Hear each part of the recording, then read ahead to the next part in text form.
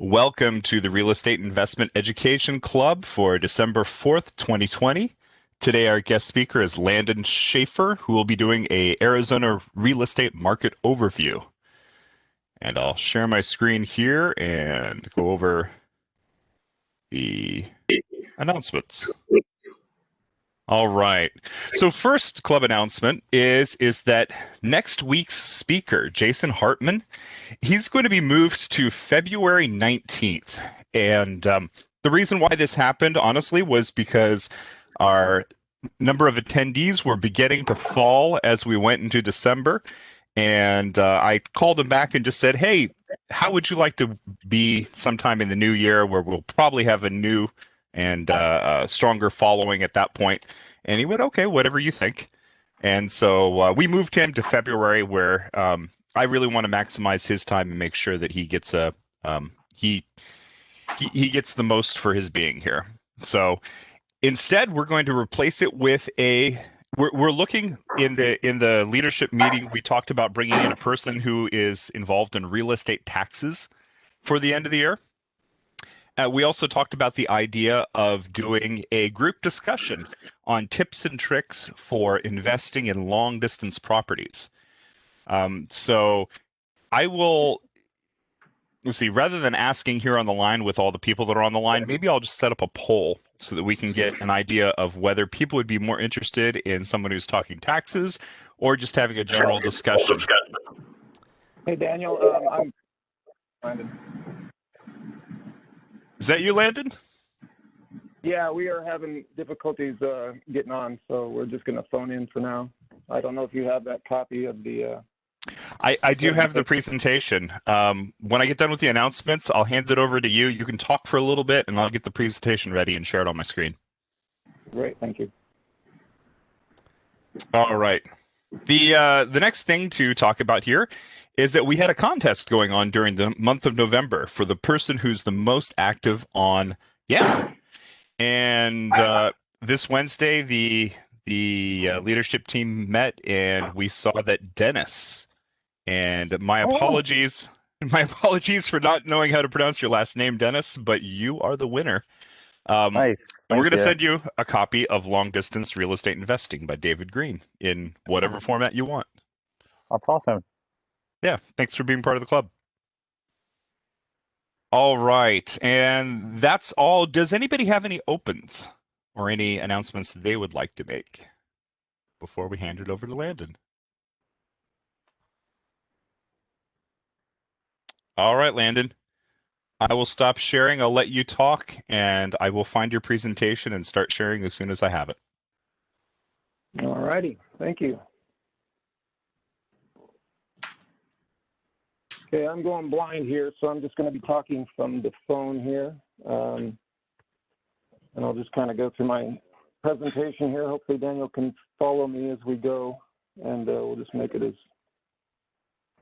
beneficial as possible this time. But I have been a realtor in the Phoenix area for about 2 years now. Lived in the Phoenix area for about 10 years. Specialize in rentals and flips, and my information will be on one of the slides as soon as it gets pulled up here, and you can get that information if you need to contact me down the road for any other questions. The first thing I'm going to do is just kind of go over all of the Phoenix market. That's really where I'm located. I don't know much about Tucson and the outer areas of Arizona. And then after that, you can ask any questions you'd like at the end. And so just let me know when you are ready there, Daniel. It is displaying. Can you hear me? Yeah. Okay. And if you are not speaking, can you make sure to put yourself on mute? I'm going to go through and hit mute all in just a moment as soon as I know I can unmute Landon quickly. Sure.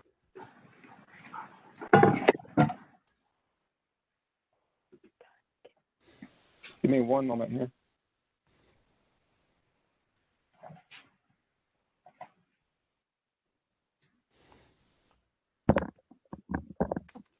Okay, so Hey, Landon, up? what username did you use to dial in, or are you just on a phone? Right now I'm on a phone. Okay.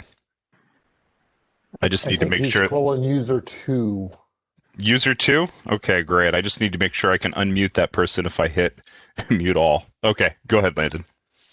Okay, so we're on slide 1. Yes.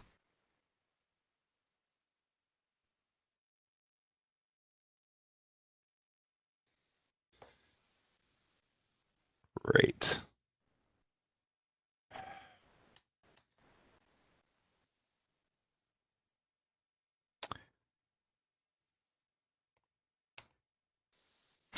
My apologies. I don't know why it's not unmuting.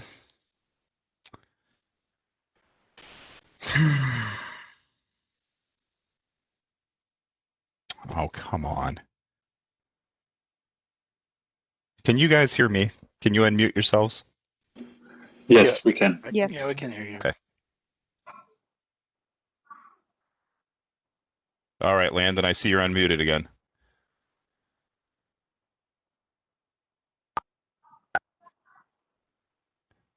Okay, can you hear me now? Yes, we can. Yep.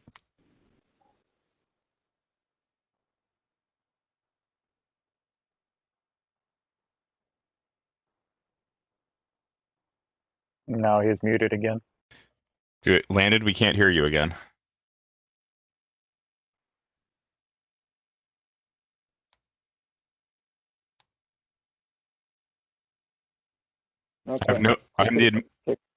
Okay. I'm the administrator on the call, and for some reason I can't unmute people. So Landon, you're going to have to watch yourself and unmute yourself. Okay. Yep. All right, so you can hear me right now? Yes, we can. Okay, so I was just curious what slide you are on now? The Greater Phoenix area slide. Actually, you just tell me what slide to be on. Slide 1, 2, 3, 4, and I'll be there. All right, let's go ahead and go to slide 2 right quick. That's where I was last at as far as introducing myself. And then we'll go on to slide 3 here. Slide 3 is just something that I threw in there for fun. Just to kind of give you an idea of the Phoenix market. We have a lot of interesting properties here. If you happen to have $8 million in your pocket and you just want to buy something for kicks, this Frank Lloyd Wright house is for sale. I'm not selling it. It's like I said, I just threw it on here for fun, but there's all kinds of cool properties around here that really make Arizona kind of a neat place. So check out a lot of those Frank Lloyd Wright properties too. This one's been on the market for quite a while. All right, so slide 4. This just kind of gives you, if you haven't been to Arizona, this kind of gives you an overall view of just where everything lies in comparison to Phoenix. A lot of the campuses that, for Intel are in Chandler, I believe. And then Gilbert is in fact, there are 7 of these cities are in the top 100 fastest growing cities in the country. So Arizona is a very hot market right now, especially in the Phoenix area. But that also leads to the higher prices that we'll go over here in a little bit. But as you can see, it's spread out too. So it's a nice, the freeway system is really nice. So you can get from one area to the next really quickly. A lot of people enjoy just that they don't feel compressed like you would in a larger city like that. So slide 5. The attractions in Phoenix, most of you might already know this, but there are a lot of professional sports teams here. The Major League Baseball spring tryouts are played here pretty much. I think 80 or 90% of them are played here in Phoenix. So the rest of them are in Florida and a few other places. But if you like baseball, this is the place to be. So a lot of people travel here for these attractions, whether it's college ball or the professional leagues that they'll have, I think, many bowl games here too, both for professional and college leagues. So all sorts of things to do with that, sports. As far as the Phoenix attractions are concerned, and I'm going on to 6, there's plenty of malls. If you've never been to Scottsdale, that's one really nice place to visit. A lot of activities going on there, especially nightlife and stuff. So if you're into getting out on a Saturday night and just having fun at the bar scene or whatever, there's a lot of activities in downtown Phoenix and also Scottsdale and Paradise Valley and stuff. Tempe is probably the hottest market in this area. I think it was ranked 25th in October out of the 100. They have plenty of malls and stuff like that too. That's where the Arizona State is, and so there's going to be a lot of younger kids there too. So it's a very active place. Hot market for rentals there too, just because it's in the center of everything. All right, so moving on to slide 7. Reasons to purchase properties in Arizona is, as many people already know, we have favorable weather 7 months out of the year. And we tend not to talk about the other 5 because it gets kind of warm here, as you might know. We have, as I was mentioning earlier, the Arizona metro areas are very large, so it just kind of spreads out over probably 20 square miles of just freeways and well-maintained infrastructure. It's a nice area, very clean. A lot of these downtowns are in a gentrification, regentrifying, and so they're starting to really look nice. A lot of people are starting to look at Mesa, downtown Gilbert, downtown Chandler. They've all started really making their downtowns look a lot better. They've repaved the main streets on all of those and all of those towns, and it's actually turning into really nice places. So you might take a look at those specifically if you're interested in kind of the downtown areas for any type of investments. And we can go over that as questions if you want later on. Let's see. So the cost of living is really affordable here. The taxes are low. I think we have a 9% taxes on anything you purchase other than food, which is around 1 or 2%. So the cost of living is actually pretty good here, especially if you only buy food. Then the job opportunities here are amazing. You have obviously Intel here, but Amazon is a big career opportunity here, as well as Banner Health, Raytheon, Mayo Clinics, and Honeywell. There are many, many other employers, as we know, but those are some of the main ones that they show on the website. So as far as the resorts and casinos and stuff like that, if you're into those things, again, it's a really nice place just to get out and go do things. So there's a lot of people coming down here, even the snowbirds, they'll just come down here and hang out, and they're looking for places to stay all the time.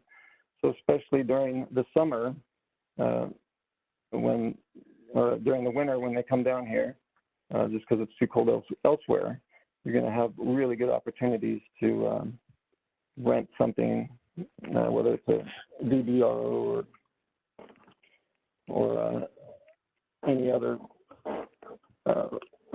rental that you have for vacation rentals or something like that. So let's see, we're going on to outdoor activities.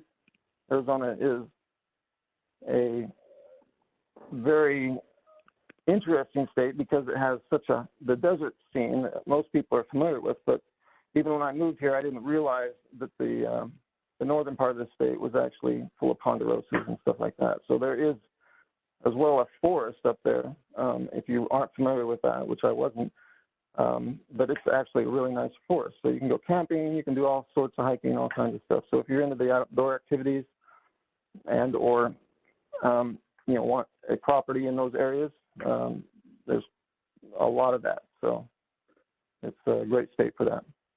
And I wanted to mention the haboobs because those are pretty impressive too. So if you have never experienced getting sand blown up your nose at 50 miles an hour, you might, you're missing out. So you might want to come to Arizona just to experience that. So, all right, moving on. Number 8. So I'm going to get a little more technical here. Number 8, we're going to be talking about the monthly average sales price.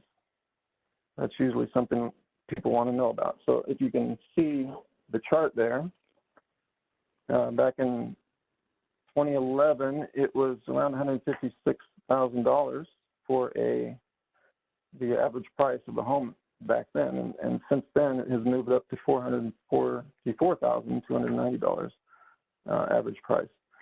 Now, we did have a huge, I think we had 27 homes over $300,000 sell in October, which was a record for homes of that price range from any time past. So that number, those bigger homes and more expensive homes are going to impact this number here. But what this gives you is just an idea of where our market's heading. It is heading up pretty steeply over the last just this year. I mean, you can see from February 20 there up to November 20th that it has increased substantially. And a lot of that price is just due to the demand due to COVID, and we'll kind of go over that a little bit too. All right, let's move on to number 9. Days of inventory. This obviously ties into the other slide, but at 30.2 days, we're just at about a month and a half, right around a month's inventory. So normally 6 months inventory is considered a seller's market. And so as you can see, we are very tight right now in compared to even just a normal seller's market. So that's contributing to these price increases that you see on the previous slide, but also because of that demand, because of the demand that's here, it's really kind of forcing people to either use cash, be competitive that way, and or just pay more per square foot. All right, I'm going to move on to number 10 now. And this we'll talk about foreclosures. As you can see, this probably towards the end there, you'll see 2020 at the far end of the slide there on the right side. And that is what's contributing also to our previous slide, days of inventory. Our foreclosures are way down due to COVID. They've restricted the foreclosure process, so you see that they're extremely low there. But even considering that, even from 2009 all the way to 2019, you can see a significant drop in foreclosures that have occurred. So that just means that even there we have less inventory. So overall, even though Arizona is a hot market, it's hot because of the prices being so high, and a lot of people are interested, but we just don't have any inventory. And so I just wanted to also say that I'm not trying to sell anything here or tell you to buy or sell. I'm just kind of giving you the information so that you guys can kind of make your own decisions on that. All right, let's move on to number 11. We have average cumulative days on market, and this is just a little bit more information, just to kind of add to what we've talked about so far.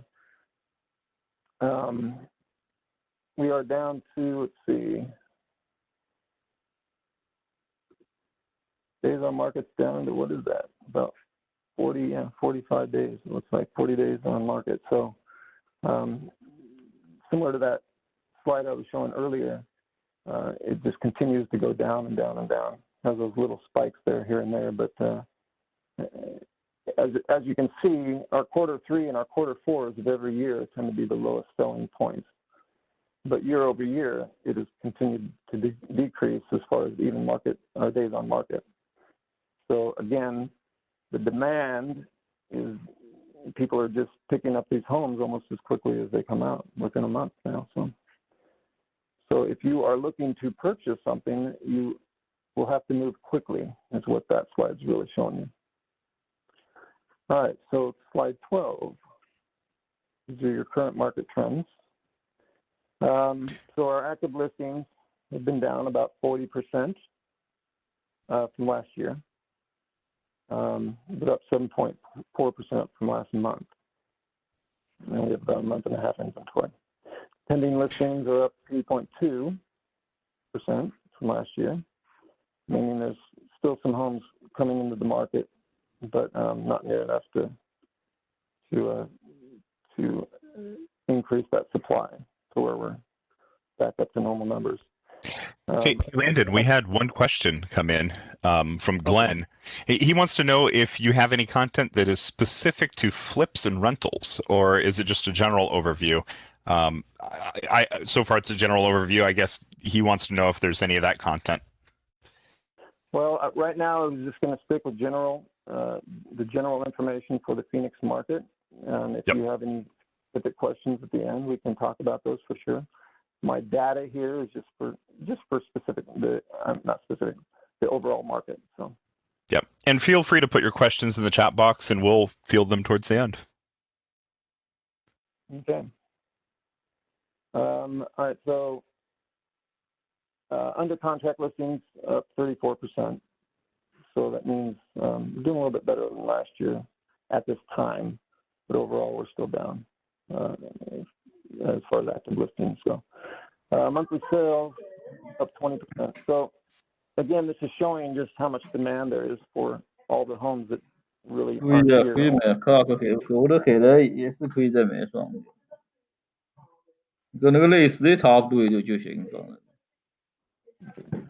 Landon, I'm gonna try and mute everyone and mute you again, or unmute you again. We'll see if this works.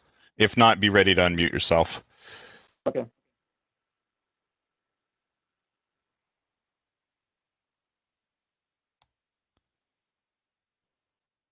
Yeah, it's odd. I can't unmute you, but I can request you unmute yourself, Landon. Okay, I got it back. There we go. We hear you. Okay, so monthly average sales price per square foot is $207. It's up 19.1% from the year before. And those numbers, the square foot price is just good to know, just because it's a good comparison to any other properties around here. You just have a direct comparison, but it really doesn't tell you much about the property. It just kind of tells you where our prices are going overall. Monthly and median sales price is $332,000, which is up from $285,000 last year. So just kind of gives you a good overview on that, on those numbers. So, all right, we are moving on to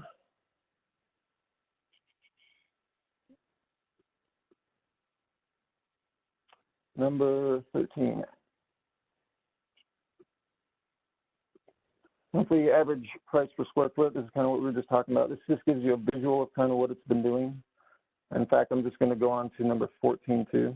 These are related ones, just a smoother looking graph that kind of gives you an idea of how quickly it went up in 2006, and then it completely fell, and then went back up. And we are now currently in the Phoenix market above where we were in 2006. I don't know if that reflects all the markets out there, if everybody's kind of experiencing that right now, and that's what I've heard, but maybe you guys could fill me in on that later. So anyway, prices are pretty steep right now. Let's move on to number 15, year-over-year change since 2000. This graph just shows you the velocity of these price changes, and it's kind of interesting just for the fact that you can see how hot these markets were. And back in 2006, it's a little bit towards the left there, that big spike That's 2006. And you can see within 6 months, it just went from 10% up to 40% changes. And then completely dropped down to 2008. And I'm just showing you this in order to compare it to what we have going over there on the right side, where from 2014, I guess, all the way to the beginning of the pandemic, the prices remained around 5 to 10% increase. It was just kind of fairly steady. So we weren't having these huge spikes like we were before for the past 5 years. And then pandemic hit, and as you can see right there towards the end, it did have a spike because of the inventory drops, people just not being comfortable with putting their house on the market. So it just gives you a little bit more information as far as where we are in comparison with the volatility of this market as well. That's a volatility slide. All right. Going on to 16, Greater Phoenix population growth. Population numbers continue to increase here in Phoenix. A lot of people, as we know, are moving from California and a few other states, but a lot of our population growth is coming from California. Looks like it's bumping up maybe 60, 70,000 a year, about that, which is good. I mean, that's going to keep some demand for properties and rentals and all that stuff. So we're going in the right direction as far as population growth goes. Next slide. Increasing population impacts, obviously the higher demand for retail rentals, for that matter. The more job creation, which allows people to pay their rents better, so that's good. Broader taxation base for improving all of our roads and stuff.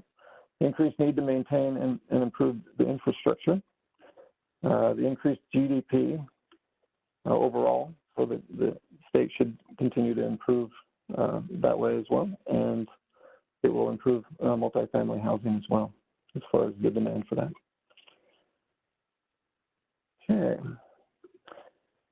slide 18. So we continued with the job growth here, just so you kind of know where we're headed. So they are thinking that it's going to probably hit around 4,000 or 4,500,000 people by the end of 2050. So it's going to get big here, really big. And currently we're like 3 million? As far as the last slide said, what was that? Yeah, we're 4.5. So a lot of people here in Phoenix. That's spread out over all these cities. So all these cities, there's 500,000 here, there's 1 million here, 2 million there. So it's kind of spread out. It's not just all in the Phoenix market, obviously, but these cities are really spreading out. There's a lot of building going on in Gilbert. Like I was saying before, Surprise is another one that's I think really hot right now. And so these areas are booming, and there's a lot of rental opportunities in these towns, and they're probably in the $300,000, $400,000 range is where those prices are going to fall for those 3-bedroom, 2-bath houses. Real quickly here, just kind of want to go through the Arizona economic growth. We got 3.1% first quarter growth, and then the second quarter fell around 35 due to the COVID impact. And then third quarter is kind of seen a slight improvement due to government assistance, but it's still down 6% from the 35% low. Let's see. Future Arizona growth, assuming the return to normalcy, should be around 3.7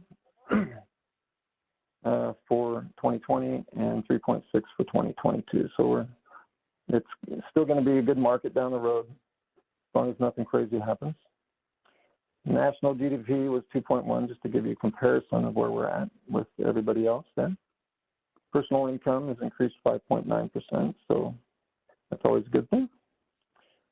Second and third quarter personal income has been on the rise due to government assistance, as I said there. So as time goes on and the government starts pulling back a little bit, we're going to see that drop over time, but hopefully it will stabilize itself into late 2021. So All right, and I think we're nearing the end here, and then we can start asking some questions. So the pending foreclosures that I had shown before, they'll start being processed after forbearance ends.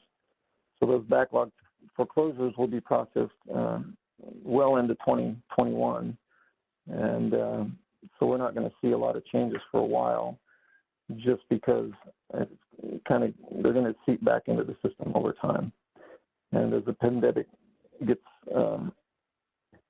as things get better regarding the pandemic, all those restrictions end and the vaccines approved, we'll start seeing better opportunities at that point too. Prices will start to fall, more inventory will enter the market, and it will start, I think the numbers will start looking better for investors that way too.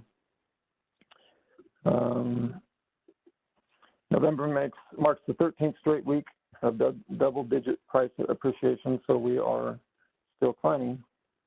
Still haven't, nothing that we've seen here is going to really show us that we're going to start our prices are going to start decreasing anytime soon. So, not real sure what would keep those prices down other than just the pandemic. Something good happening there. So, record low mortgage rates are keeping the market hot. So we're down around 3%, just I guess depending on your personal credit scores and all that stuff. But that's a lot of people are actually purchasing just for that reason, that they can get a really good rate right now, and that's keeping the market going. So. All right, so the summary is look for markets and investment opportunities that fit with your long-term strategies and personal financial goals. Phoenix has a lot to offer, both from an investment opportunity and as a place to live full and part-time.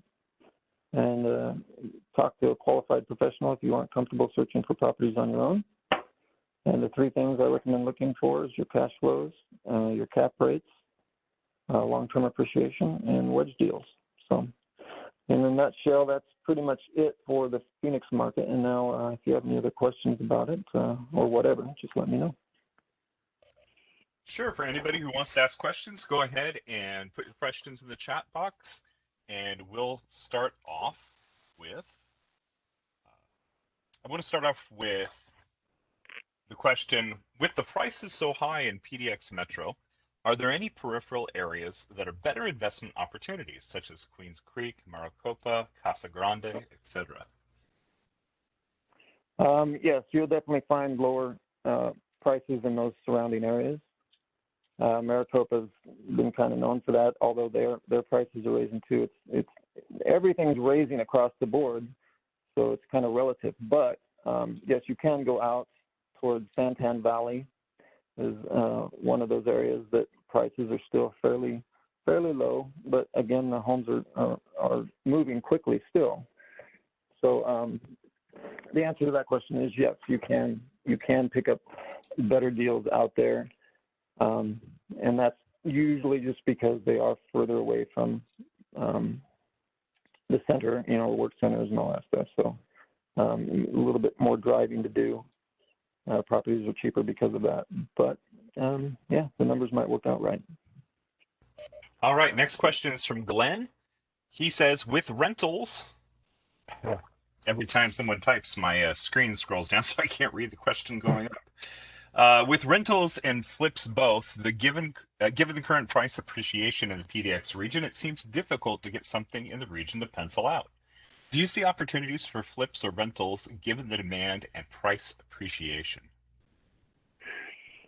There are always opportunities, and that's what I think people who are good at this really understand, that it's really comes down to how badly a person wants to go find a property that is underpriced, correct? So if you're wanting to hit the pavement and you want to go knock on doors and stuff like that, you might not find it on the MLS. You might not find it anywhere else, online, Zillow or whatever. But if you're willing to knock on doors, just like a wholesaler would do, and they're out there looking for these opportunities, you never know what you can find, and that's where those wedge deals come into play. Is that you're finding something that might be a little bit worn down or whatever. It's in a nice area, but the property itself could use some improvement, and maybe that's, something that fits your goals as far as your skills and all that stuff too, if you want to be a fixer-upper yourself. But you don't necessarily have to flip it. You can use it as a rental property still, or just purchase it for yourself, but it takes a little more groundwork. So yes, they are out there. They're just a little bit more difficult to find. All right, and you may have covered this already, but Steve is asking, what is the expected effect on the market, especially in relationship to rentals and flips, once the foreclosure and eviction processes, okay, you haven't covered this yet, from the federal government expire due to COVID? Do we have an idea when that might happen?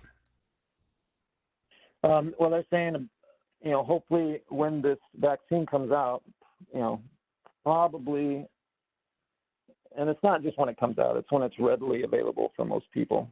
But at that point, probably mid-2021 is when we'll, if we can see a vaccine being accessible at that point for most people, then I think we'll start seeing everything change, because then people start relaxing. They'll start wanting to sell their homes again. People won't be in forbearance, or at least the process will start at that point, So that might take a few years to resolve. But meantime, more people will be comfortable selling their homes, and I think that will kickstart the market again too, just to start bringing prices down. Probably at that point, maybe 2022. Hopefully, at that point, we'd see something kind of normalize at this point. But it's a little bit far out to be making those kind of calls. So. All right, and Tiffany is asking, what if a renter is not able to pay rent during COVID? What are the actions or protections for long-distance homeowners? That's a good question, for the fact that I've been researching that myself, and it really depends on where you live, obviously, but each area has its own rules. I think really it just comes down to a relationship where if somebody's not paying, there are multiple ways to handle that. And the first one is to really just sit down even before that happens. So we know this is going on. Everybody knows that there could be hardships coming. So it's better just to be proactive and go sit down with your renters and say, hey, if anything occurs, just let me know and we can work something out. And then you can create some kind of a financial plan for them to say, let's maybe we could extend our lease maybe a little bit longer, and we could lower it now and maybe increase it down the road, so that, over the long haul, we still get our money for our rental, but they get assistance too, because maybe you can lower their rent a little bit for a while so that they can get back on their feet. So there's ways to take care of it. It's just a proactive approach. As far as the rules and regulations for each town, like I was saying, each one's different. If you're trying to evict people, you're probably going to have trouble until things turn around. But I don't know the specifics of each community and each town of what their rules are. I just know it's better to work things out personally instead of getting into that point where you have to take them to court and all that stuff, because then it gets really messy. And, it's just not good for anybody. So proactive is a better way to approach that. Okay, Nahal is asking, what is the best area for rents? And I'm going to interpret a little bit here and say he's probably asking about what area is cash flowing the best.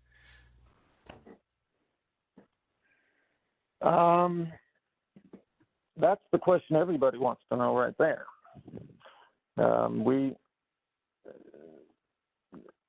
The cash flow question is one of those ones where, when you're punching, it comes down to per house, right? Because you could go to an area and find some that cash flow well, and you could find some that don't cash flow well, but it just depends on the actual home itself, right? So as far as an area that has better cash flows than other areas, I don't necessarily see that.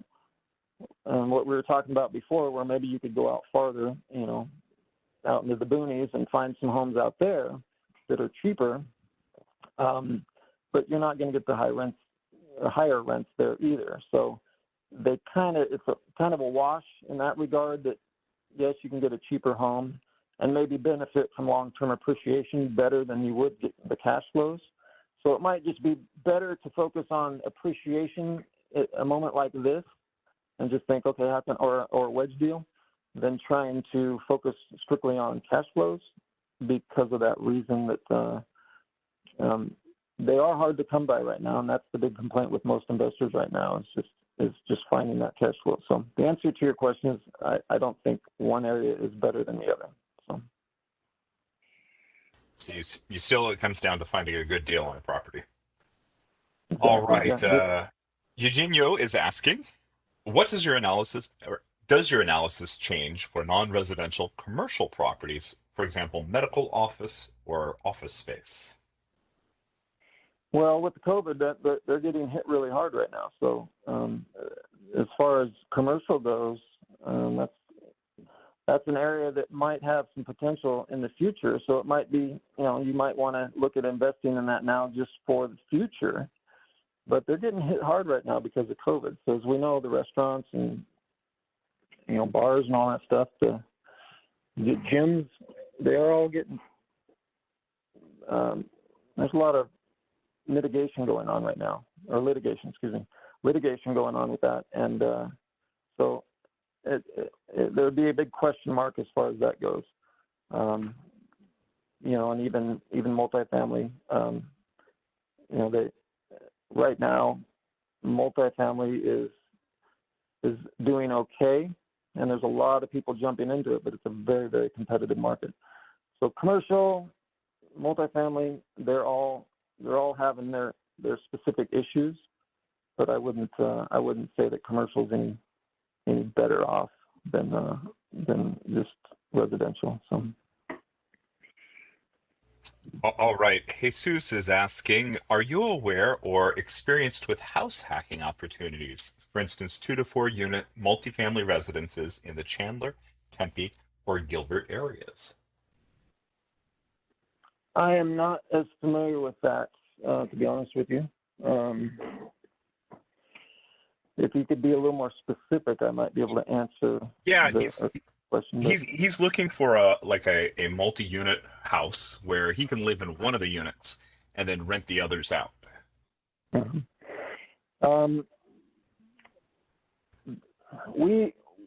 I look for those all the time because I have people asking about those all the time. And so I'm always just trying to find something like that where you can do a house hack. But this area it's not real friendly to the duplex market. There are a few out there, but they're in high demand because of that. So again, if you're willing to go knock on doors and just, fight for that opportunity, if you're that type of person, then you can find those deals. And I know that there's a lot of wholesalers out there that are looking for those exact opportunities right now. As far as being a better opportunity than something else, again, it just depends on your skill set and stuff like that. If you think that you can do better in those areas than other people as far as getting something with multi-door or whatever and house hacking, then that's great. But overall, I think it's still really competitive for that. All right. Andrew is asking, what's the most common rental home profile you suggest to investors? For example, 3 bedrooms, 2 bath, amenities, etc. Do you recommend different home profiles for long-term versus short-term rentals? For rentals, well, the 3 bedroom, 2 bath is just, I think, the go-to size. And I think everybody would probably agree with that in just a standard market. If you're getting into areas, with maybe around the colleges and stuff like that, you could consider smaller ones.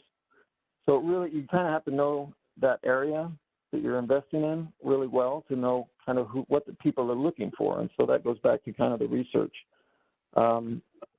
These areas I was telling you about, Gilbert and Chandler and just the outlying areas, Surprise, they're going to be, you know, three bedroom, 4 bedroom, maybe 5 bedroom homes, typically, but they're for families, right? Their target market is a family. Versus downtown Tempe, which is right close to the college, where you're going to have roommates and, you know, kids just wanting their own place and stuff like that. So they're going to look for the 1 bedrooms, 2 bedrooms at the most, that sort of thing. So it depends on where you're going to invest. But overall, if you're just looking for something to invest, that's usually the safest way to go, is a 3 bedroom, 2 bath. All right, and we have. They return usually. They're going to sell quickly. So. All right, we've got 8 minutes left, so feel free to put more questions in. Brooke is asking, she wants to touch on the topic of mobile home communities. You mentioned strong retirement mobile home communities. What are your thoughts on investing in mobile homes? Is that a good strategy for cash flow versus condos, for example? It can be. That could be an opportunity. It's becoming, everybody's looking for those outliers, right? So that is a good one, and people are starting to pick up on that. So it's a good time to get into it still while it's a little bit cool, because it's getting to be a hot area. The reason it's good is because you can pick them up for $20,000, $30,000. Some of these units. And, you know, a lot of them are just paying the land lease fee. So let's just say you have a $500 land lease fee, but, you know, your rent is $200 or $100, your payment's $100 or $200. You're in it for $700. You might be able to rent it for a little bit more than that. So it really is just picking the right spot and the location, but those are all over the place. They're very popular, you know, depending on whether it's a C or B area. But if you can find the right ones, those are good opportunities. So I would say yes to that question. Okay, and we don't have any more questions in the chat right now, so either Landon, you can continue on, or we could just open up the mics and let people talk. Well, I don't have much else to say about it, other than, you know, we've been here for a while. We have a rental here, and it seems to be it does really well. So I think it's a great market to. What's that? Anita came in with one question. What's the average fee a property management company charges? Usually about 10%. That's usually the average. So if you're not into managing it yourself, taking care of it yourself, then that's actually a really good idea, as long as it's a good management company. And I would definitely sit through them to make sure you find one that you like. But they typically price around 10%, and that's pretty good when you get 90% back and you haven't really done anything, or that you don't need to do anything. So just find a good one, and it should work out fine. So. All right, Landon, do you have a slide with your contact information? And while you're doing that, try and think of a successful property flip that you have heard about in this area. Property flipping is starting to be a topic I'm hearing more about from this group. Originally, there wasn't too much interest, and now it's starting to bubble up more. And what was your question about the flipping? Just can you share a successful property flip experience? Okay. And make sure you put your contact information up so everybody can get it. Okay, it's on actually slide number 2. Oh, that's me that needs to do that. Never mind. That's fine. There we go. So let's go. I actually did some flips up in Idaho when I was in Idaho and stuff. My friend and I started a company up there, and we were selling flips up there. Right now, I haven't done a lot of flips. I've improved my own properties, but other than that, I haven't done flips down here in Phoenix. To me, if you're into that design thing and you like to get involved with the house and you find something that's, you know, needs some work and stuff, I think it's a lot of fun and rewarding to go in there and you know, whether you do it or you're having somebody else do it, but you know, you're tearing it out and replacing it, but you got to be smart with how you're spending your money and stuff like that. So there's a lot of technical things that go with it to make sure that you're not doing it as you know, somebody who is inexperienced at it and spending too much money remodeling this thing. But once you get to the point where you are kind of knowledgeable in what can be replaced, what doesn't need to be replaced, how much money you're going to spend on those things, then you're going to start seeing some really big opportunities with those wedge deals to make some money and improve your net worth just by one or two homes, you know, taking a flip like that. Right now, flips are very hard to find because everybody's trying to do it. So that's the other thing is I would probably do one myself. But again, with the market the way it is right now and just inventory so low, those properties get snagged real quick, usually by cash buyers. So you got to be real competitive. But I think there's a lot of reward both in just doing something like that and also the financial benefits of it. So. All right, and we've had 3 more questions come in, so I'll read them to you and let you choose which ones you want. We've got 3 minutes left. Abby Shaw is asking, can you elaborate on the pressures facing the multifamily market? Do you anticipate a squeeze in returns? That's a big topic, and I could talk your ear off on that. But let me give you the other 2 just so you can. The second one's a quick one. Are you aware of any real estate investor groups in Arizona worth joining? And then Connie has a question. She has 2 rental properties with long-term renters. She knows that when they move out, there'll be a lot of CapEx or fix-up work. Should I sell now while the market is hot or hang on to them? So 3 different topics there. I'll let you go forward. Well, you might be able to answer the first 2 just from previous experience. I'd have to dig a little bit deeper, but I'll take the third one there just real quick since we're running low on time. But as far as she was saying that there was can you repeat that last question one more time? Sure. She said, I currently have 2 rental properties with long-term renters, 8 and 10 years plus.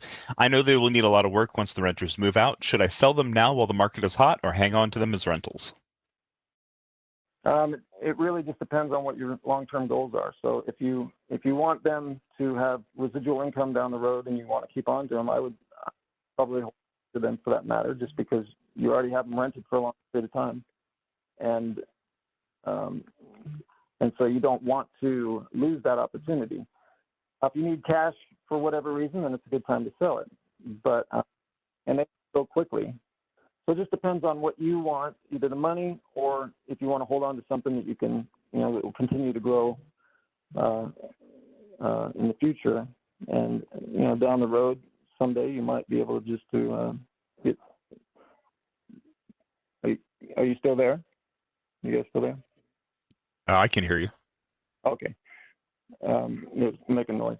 But so yeah, I'm not recommending this, but I would probably hold on to them just for the fact that I think the long-term benefits of receiving rent over that period of time probably outweigh. It's a numbers thing. You just have a bunch of numbers, but I'd probably lean that way. Okay, and maybe I could address Abby Shaw's question really quickly. Phoenix has been in a tremendously competitive market. It was up 9.2% in terms of rent year over year last year, according to Berkadia. And rents are very high and competition is very high in the area. And it differs from region to region. So I'll just throw that out there, and I'll say, Landon, thank you so much for coming in and sharing your expertise about the Arizona market. We'll see everybody next week. Thank you. Thanks. Have a good night. Bye. Bye. Thank you. Oh, Dennis, contact me. I'll IM you. All right, sounds good. Thanks.